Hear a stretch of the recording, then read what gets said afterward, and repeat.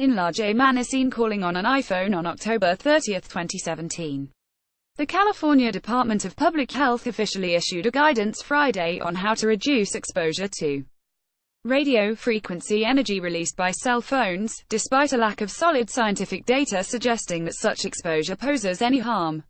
The guidance follows the department's legal defeat earlier this year surrounding the release of such a guidance. In 2014, public health researcher Joel Moskowitz of the University of California, Berkeley, sued the department after it refused to release the guidance to him. The department said at the time that its guidance was merely an unapproved, incomplete draft that was not ready for public release and could needlessly raise alarm. In a statement to the San Francisco Chronicle at the time, the department further explained that it had shelved the guidance years ago in accordance with the latest stance from the Centers for Disease Control and Prevention. At the time, and to this day, the CDC says that there is no definitive data on the subject and that more research is needed before we know if using cell phones causes health effects. Nevertheless, a Sacramento Superior Court judge sided with Moskowitz in the case, and the department released an unofficial version of the guidance in March of this year. The updated version released Friday emphasizes that the science on the risks of cell phone use is still evolving, and that the scientific community has not reached a consensus. Still, for those concerned, the guidance suggests doing a few simple things, such as using headphones at the speakerphone setting instead of holding your phone to your ear, use texts instead of talking, carrying your phone in a bag or backpack rather than a pocket, your clothes, avoiding phone use when it's sending high levels of radio frequency energy, such as when you're in a car, streaming content, or when your signal is weak, and not keeping your phone by your head while you sleep. While the steps are rather simple and easy, there's still no scientific data to suggest that they're warranted or useful. Calling all data, the main concern by some public health researchers is that radio frequency energy from cell phones may cause cancers, particularly brain cancers.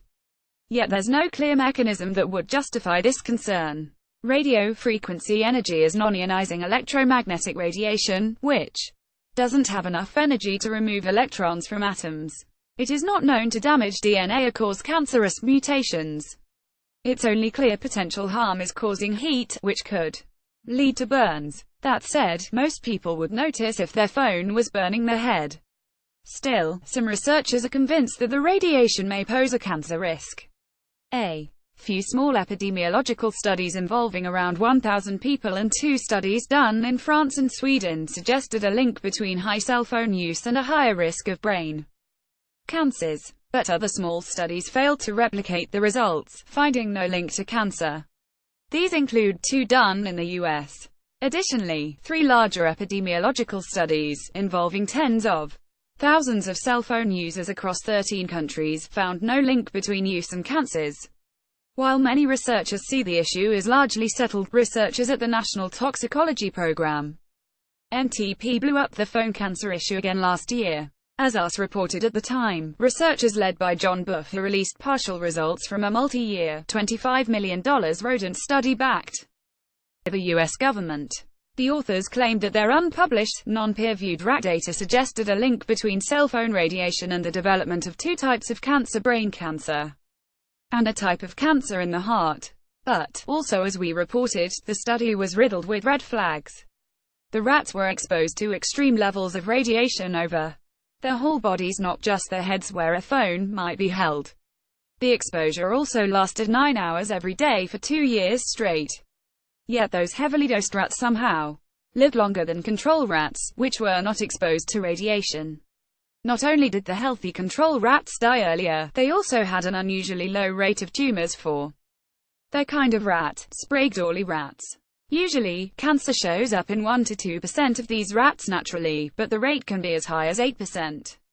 Yet, none of the dozens of control rats developed tumors before dying early in the study. If just one of the control rats had developed a tumor, it would have wiped out the statistically significant link between phone radiation exposure and tumor development. And, finally, that link was only found in male rats in the study. The female rats inexplicably did not display an increased rate of cancer development over controls. The researchers' rat data was only part of the study. They did similar studies on mice but have not released that data yet. They said that they will release their full data for peer review by early 2018. In a press call, Buff had told reporters that, in terms of human health, the study may have relevance, it may have no relevance.